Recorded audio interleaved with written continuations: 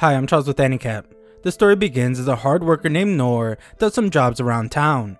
He's well respected by everyone for his work ethic, and he makes a decent living. One day when being paid, Noor hears a girl calling for help, and he rushes into a cave to find that she's being attacked by a ferocious beast.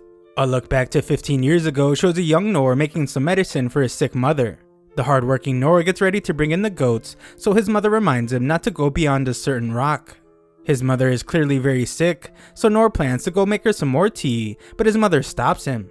She apologizes for not being able to do anything for him, and she tells Noor to live the life he wants. That night, Noor makes dinner, but he's terrified when he finds that his mother passed away. Noor puts his mother to rest the next day and begins learning how to live life all on his own. Noor's life is filled with responsibility, but he has no one by his side. One night, Noor finds a book, and it triggers a memory from when his father used to read to him. This story in particular was about an adventurer that slayed a dragon with his friends. He learned magic spells from a sorcerer and broke a curse that was cast upon a forest.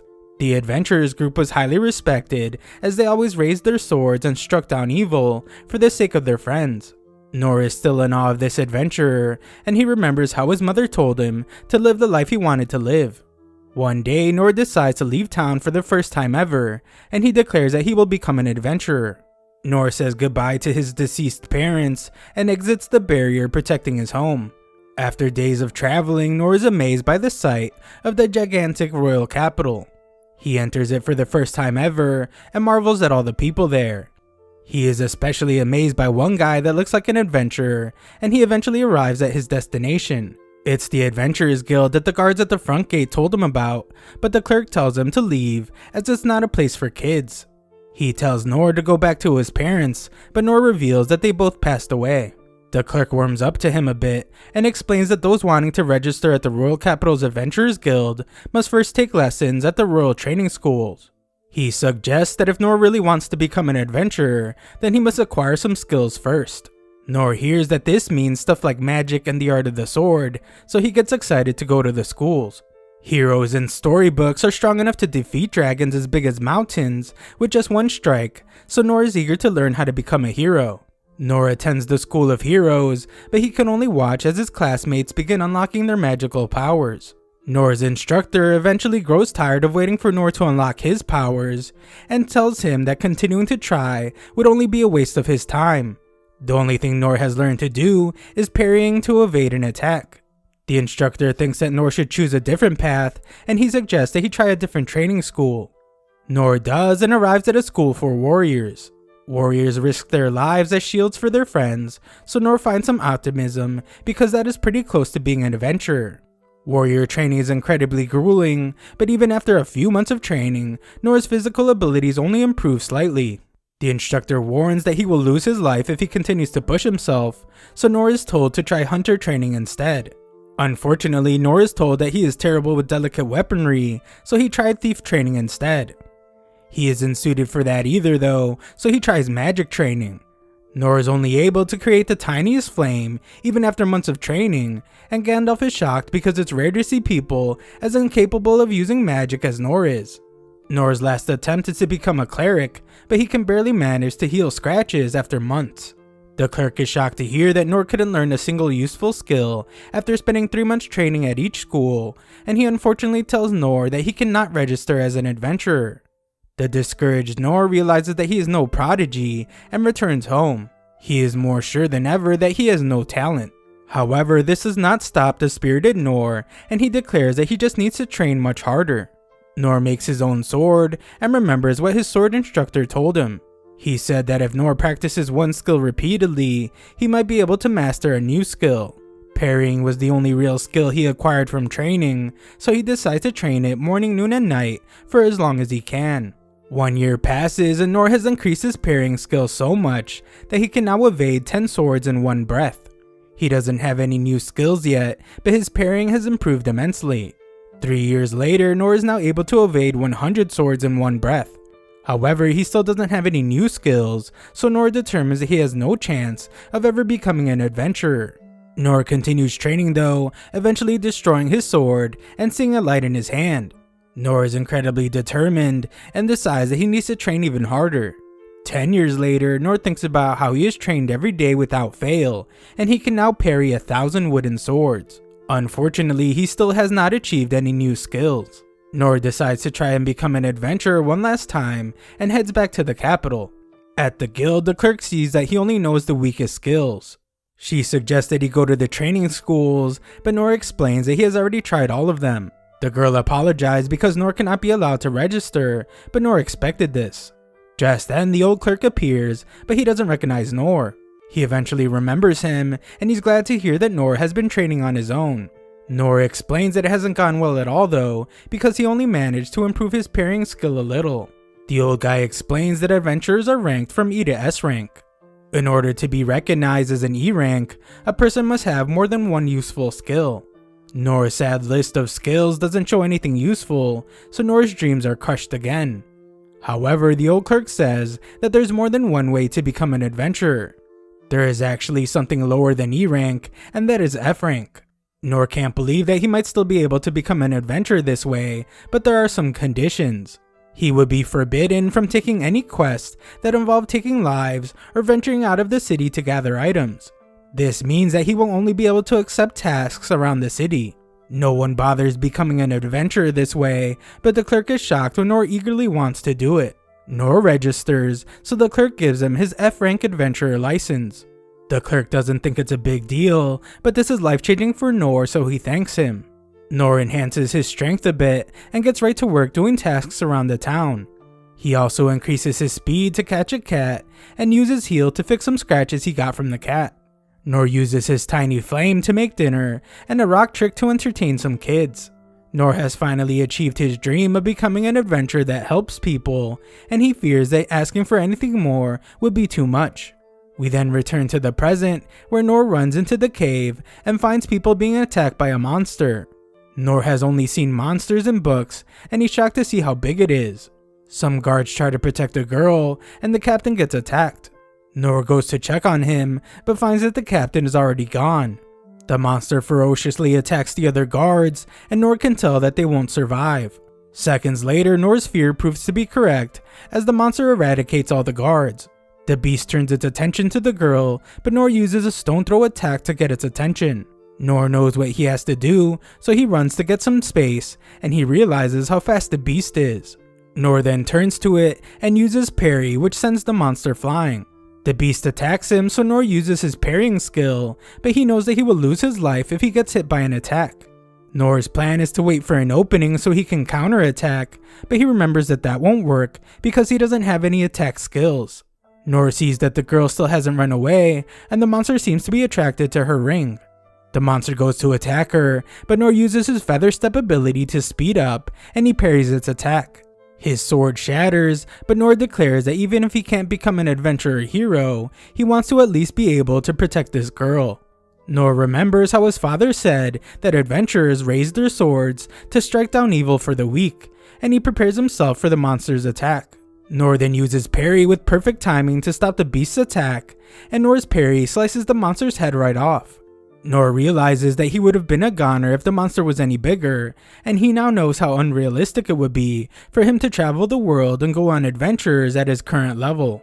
The girl thanks Nor for saving her life, and she would like to know his name. Nor simply says that he is no one important and leaves. That night, Nor thinks about how one monster who wasn't even a demon was such a problem for him. He shakes uncontrollably and once again determines that he must continue to train harder. A look back in the cave shows the aftermath of Nor's battle against the beast. A knight apologizes for not being there to protect the girl Lynn, but Lynn says it's okay because there's no point in having an escort for the trials for the right to the throne. It was Lynn's decision in the first place, and she apologizes to the knight named Enos for making her worry. Lynn's brother Rain learns about what happened, and he wonders if someone summoned the Minotaur to the city. It is a demon that resides in the abyss, the deepest layer of the dungeon, so someone had to bring it to the surface. Dark and the Knight agrees with him, and explains that the source is thought to be a ring found on the corpse of a merchant at the scene. Some old mage analyzed the ring and found that it has a very high quality stone that would not be found on the market. The crest left on the stone indicates that the ring originates from the magic empire of Deritus. This isn't the first time they have been antagonized by Deritus. This time, a monster was summoned, and Princess Lin was bound by a barrier, so they realized that they must be careful. Darius not only wanted to eliminate Lin, he is also after the kingdom's most valuable resource, the relics of the Dungeon of the Lost. Rain decides to change topics to the mysterious man that saved Lin.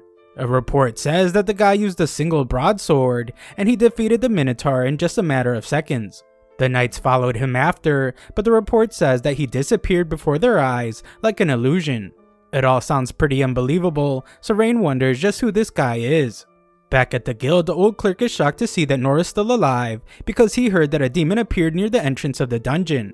It was a demon like they have never seen before, and they couldn't find Nor afterwards. Nor thinks about how he was busy getting away from a strange group of people following him, but he just tells the clerk that he was tired and went home. The clerk explains that Nor is really lucky that he didn't bump into the demon. The clerk used to be an A rank, but even he would have lost his life if he encountered the beast. Nor assumes that the clerk is talking about a different monster than the one he fought, because his was actually just a big cow monster, not a demon. The clerk explains that a mysterious man defeated the demon with one blow, and the clueless Nor is amazed that there are outstanding people like that out in the world. The clerk pays Nor for his work, but wonders why he isn't more interested in taking a proper job. Nor has no clue what he's talking about, so the clerk once again has to explain to him that there's a way Nor can earn 30% more without the clerk taking a cut. Just then they are interrupted as Lin appears, and the clerk is shocked to see her. Lin is glad to have found Nor using her long distance detection skill, and she apologizes for doing so, but explains that she just had to meet him. Nor assumes that she has thief skills, but she explains that her focus is magic, and she also has knowledge of all 6 skill systems. Everyone is staring at them, so she would like to speak outside. The clerk is uneasy though, and wonders what kind of trouble Nor got himself into. Lin explains that talking outside would be better because there are less people there, and no one will be able to eavesdrop on them when she uses her soundproofing and concealment spell. Nor wonders if it's a good idea to go with her, but the clerk tells him that he must. Outside, Nor overhears that everyone is searching for the mystery man, but they begin to wonder if he even really exists. Nor wonders who they are searching for, but Lin tells him not to worry because they can't be detected. Lin did all this to thank him for saving her life, and she explains that he actually saved the lives of many others in the nation. Nor points out that Lin is pretty strong herself, and he thinks he actually just interfered with her fight. She can't imagine what would have happened to her if it wasn't for Nor, so Nor decides to accept her thanks. Lin wants to compensate him with her deepest gratitude, but the humble Nor says it's not necessary. Her father even wants to thank Nor personally, but Nor also says that's going too far. Lin explains that she's a person of high status, so she must give something to the person she owes her life to. She gets frustrated though when Nor rejects all her offers because he doesn't need anything.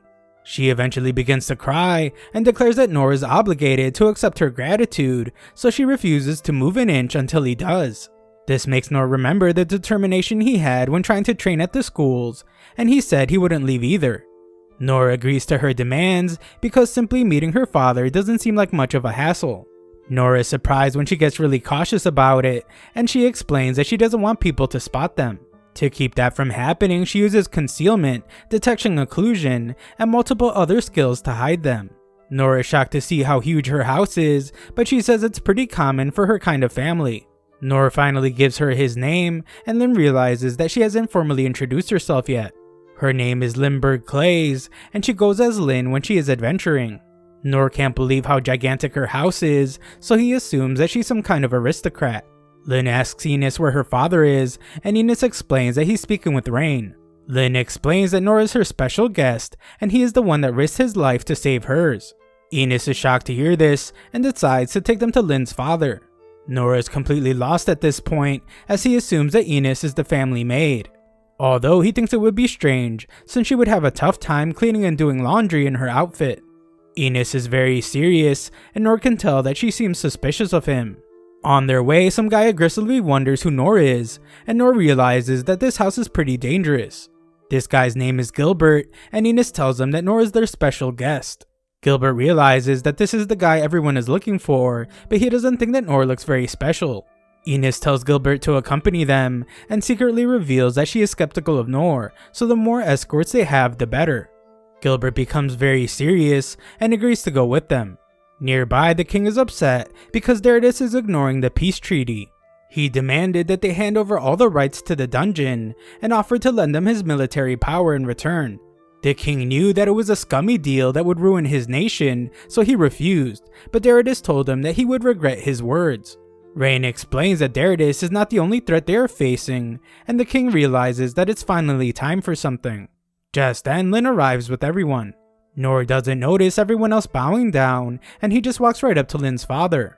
Rain sees that Lin is wearing the hermit's cloak, and he is furious because it means that she went outside. Lin explains that she had to find the person that saved her life, and she introduces Nor to her father. Lin's father is glad that he came, and Nor explains that he isn't an aristocrat, so he doesn't know proper etiquette in these situations. Lin's father actually prefers it this way because it makes him easier to talk to, and he formally thanks Nor for saving his daughter. Nor accepts his words, as that's all the gratitude he needs, and he is relieved that it's finally all over with, so he can head straight home now. Lin's father wants to reward him properly though, and offers to give him money and land. He wants to know what Nor desires, but Nor just says that he doesn't want anything like that. Lin's father then offers treasures from the dungeon. Their country possesses the world's oldest dungeon, and its treasures are incredibly rare.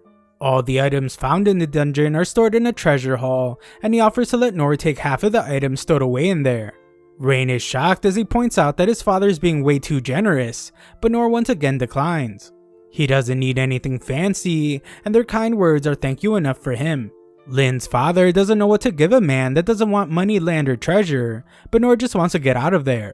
Lin's father resorts to his most extreme offer and shows Nor the sword he keeps behind his throne. Rain wonders what his father is thinking, but the king explains that it's okay because the sword has become nothing more than a mere decoration at this point.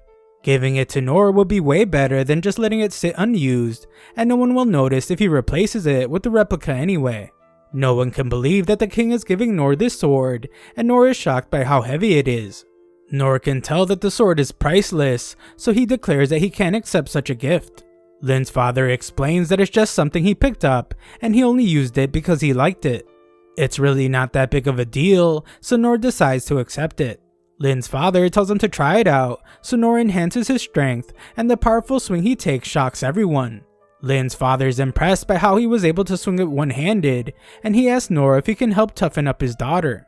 Things are getting pretty dangerous, so he's worried about her, but Nor doesn't think there's anything he can teach her. On top of that, Nor thinks that parents shouldn't interfere too much with their children, and Lin should decide that for herself. Lin's father completely agrees with him, and Nor thinks about how this guy likes to laugh a lot. Nor decides that it's time for him to go, so Lin's father thanks him once again. As he leaves, Nor can't help but think that he was given something very valuable. Just then, he realizes that this sword is the same width as a drain he's always cleaning for some old lady, and he wonders if it would make his job easier. Out of nowhere, Enos appears to speak with Nor. Nor wonders if he's in trouble, but he is shocked when Enos takes a knee. She apologizes for treating him poorly, especially since he saved Lin's life. Nor accepts her apology, so she explains that it's her job to protect the Clay family, and that takes priority over everything. Nor realizes that she isn't a maid at all, so she explains that she's actually known as the Divine Shield, and she serves as vice captain of the Clay family warrior corps. At a very young age, she was appointed as shield for Lin. It's her job to protect Lin, even if it costs her her life. Nor saved Lin, so Enos declares that it's the same as him saving her life. Nor doesn't think it's that big of a deal, but Enos vows to help him however she can from now on. Nor thinks about how everyone there is pretty excessive, but decides to just accept her sentiment. Enos then gets very serious and points out that while Lin may have allowed it, Nor's speech and casual behavior towards the king was unacceptable. She cannot allow it anymore, and she demands that he refrain from doing so ever again. Nor apologizes, and he formally introduces himself. For some reason, she is shocked to hear that his name is Nor, but she says it's nothing. Just then, Gilbert stops Nor from going home and demands that he show him what he can do in battle. Thanks for watching my recap. Subscribe to the channel to help us make the push to 700,000 subscribers.